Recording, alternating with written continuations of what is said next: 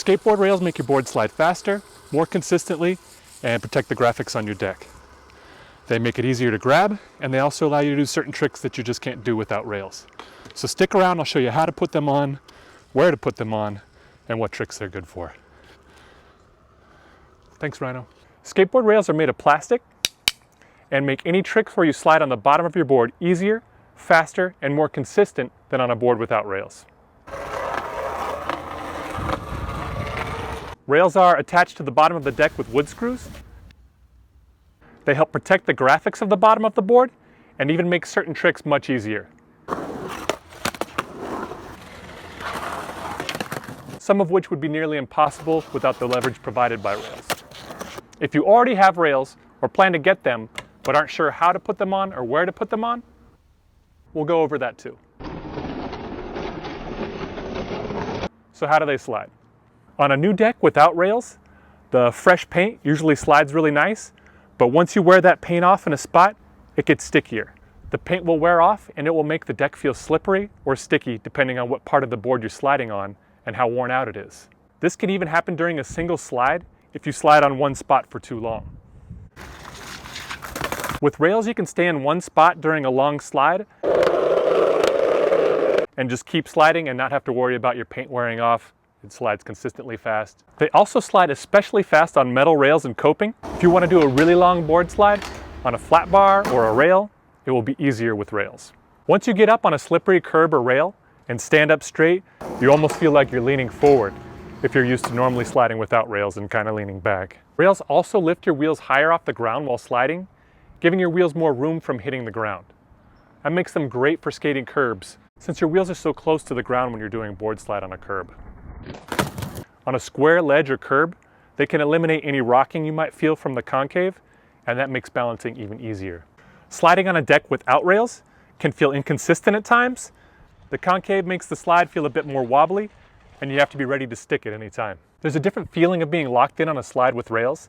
The slide is consistent, and it makes the board feel perfectly flat underneath. If there's a spot where you want to do a really long board slide,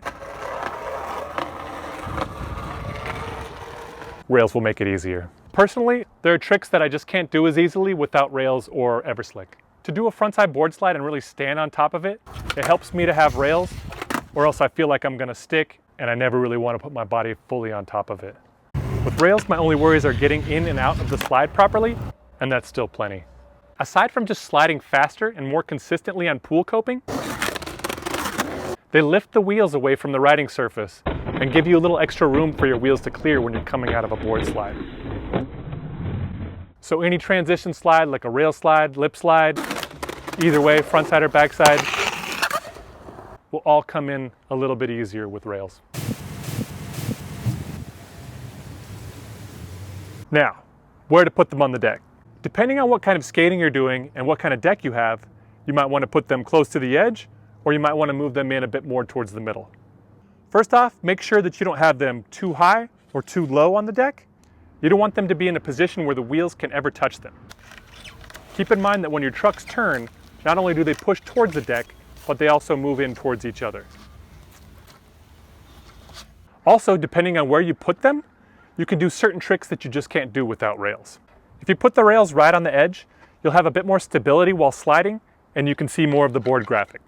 They will also help certain tricks like Smiths and Feebles slide a little easier, since the rail will be involved in the slide and you won't have to dip quite as deep in some of those tricks since it adds another 3/8 of an inch or so. It doesn't sound like a lot, but skateboarding is a game of millimeters and geometry. If you put them in a little bit away from the edge, you can actually use the rails as a pivot point, like a teeter-totter, and use your toes or heels to tilt into other tricks.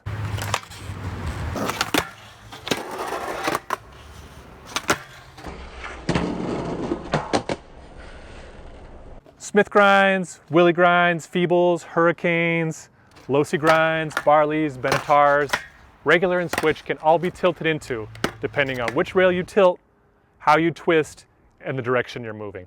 If you have enough time during your slide, you can even combo different slides and grinds together.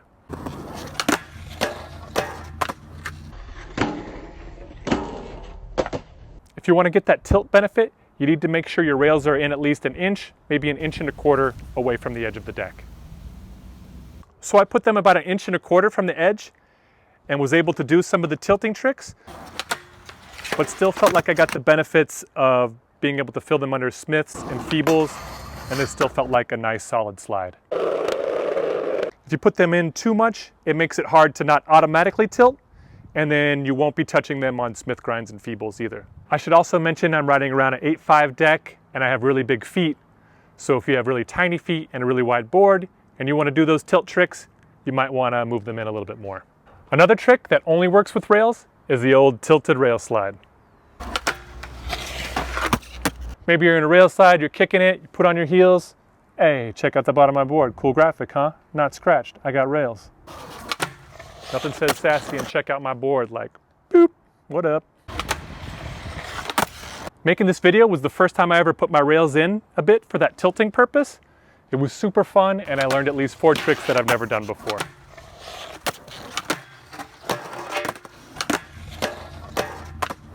Also, it might help you learn how to do those tricks without having to rail slide first, or to understand the way your board tilts in certain tricks.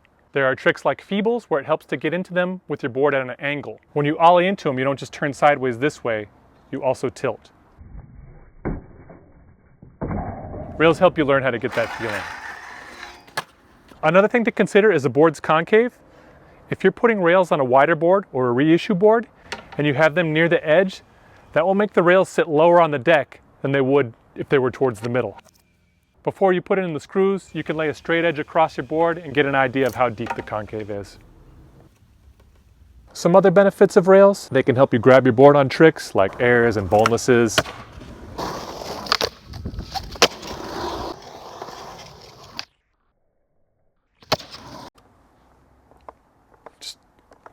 Rails are also just a cool accessory to your skateboard. I know personally I like to match mine if possible. Thanks to legendary Thrasher photographer and Independent Trucks team manager, Rhino, gave me the idea to put this baby together.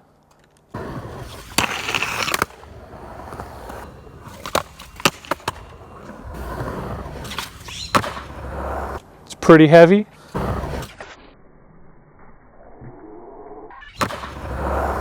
I also cut these rails in half.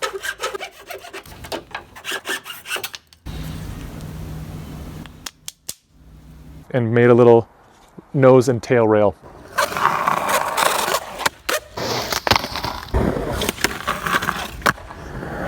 Rhino also told me about a little trick he uses to put his rails on.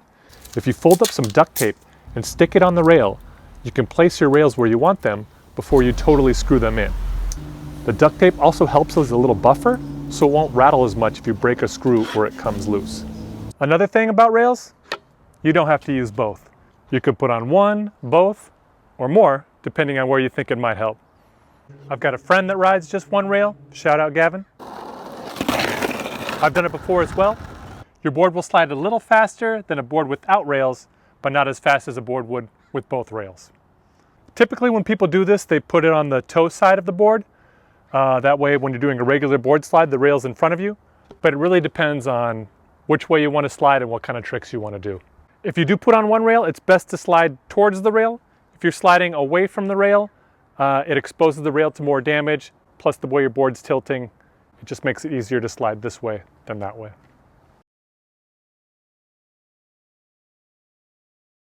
Now, let's put them on. For the most part, putting on the rails should be easy, but if you're not careful, you can over-tighten and screw things up. Usually, rails only come with the exact amount of screws you need, so you want to be careful not to strip them. Rail screws can be pretty sensitive and strip easily, especially if your screwdriver head doesn't fit right. If you have access to different size screwdrivers or drill bits, it's good to check and see which one fits the best first. If you're strong enough and consider yourself an opener of jars, try and use a screwdriver. If you use a drill, make sure it's strong and you can turn it slow.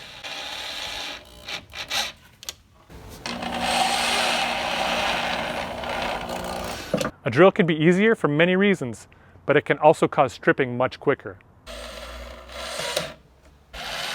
A good method to use is to use a drill to get it mostly started. Don't tighten the screw all the way in, and then use a screwdriver to finish it off. It's almost inevitable that the screwdriver or drill bit will slip once or twice. But once a screwdriver slips out of the cross, it rounds the edges and it makes it even easier to slip out the next time you turn. If that happens with a drill, you can pretty much destroy the screw head in a pull of a trigger. It's usually fine if it only slips a couple of times, but if you're using a drill and you hear a brrrr, each slip is stripping that screw even worse and making it harder to turn the screw. Fortunately, that sound usually happens because the screw is almost all the way in and you don't need to tighten it anymore. So make sure you use as much effort as you can to push the drill bit or screwdriver as hard as you can into that screw. If you want to be the most careful, it's best to use a screwdriver if you can.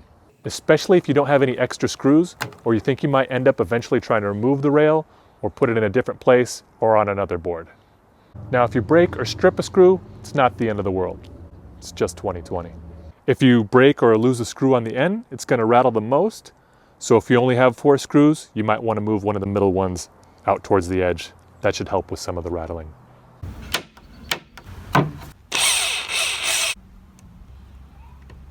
Again, you might not want to do this if you think any of the screw heads you're moving over might be stripped.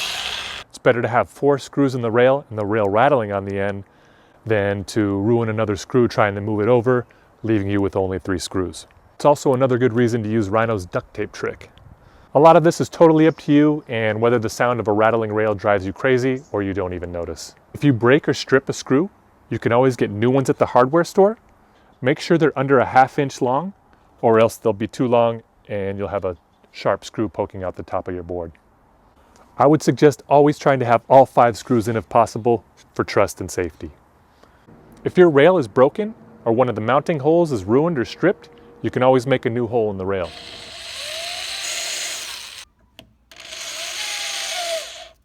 I wouldn't do this unless you have to. It makes the rails weaker and puts more holes and possibly screws in your deck. It all depends on how harsh your setup is. If you're trying to remove a set of rails and the screws are stripped or grinded down, I would suggest trying to slide a hacksaw blade in from the side and cutting the screws. Trying to fix or move the rails or screws can cause more problems than you may have started with. I only say this from personal experience and the frustration of trying to fix something real quick to having to go to the hardware store. Or that one time when I got mad and just smashed the rail off with a hammer, totally ruining it. So much of that can be prevented by just being overly careful while installing them the first time. So be very careful with the screws. Screws, screws, screws. I'm talking about screws. So I'm excited to show you guys a little sneak peek. In spring of 2021, Santa Cruz is releasing the new HSR rails, high-speed rails. Product development homie Keith Wilson at NHS designed them. They're made of a new material that slides just as fast as our old rails, but are more dense, making them even more durable. That way they can have this hollow design that makes them even lighter than our current rail shapes. See how there's holes underneath? Whenever you drive a screw into wood, you make a hole. The wood that was in the hole has to go somewhere, so it gets spit out.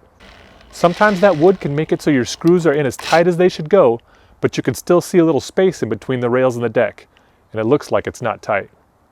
This fixes that problem because the shavings have a place to go. I'm calling it the shaving chamber for now. If you come up with a better name, put it in the comments. They have this futuristic bullet train shape to them, and the sliding surface is also special because it's tilted. That tilt offsets the deck's concave. So if you have them facing outward this way, it makes that sliding surface even more flat and stable. That'll make them do all the things rails should do, even better, as well as lasting longer. Also, depending on how you skate them, you can put them the other way. For example, our friend Gavin runs one HSR rail turned inside out because he likes the way having it on that front edge helps with Smiths and Feebles.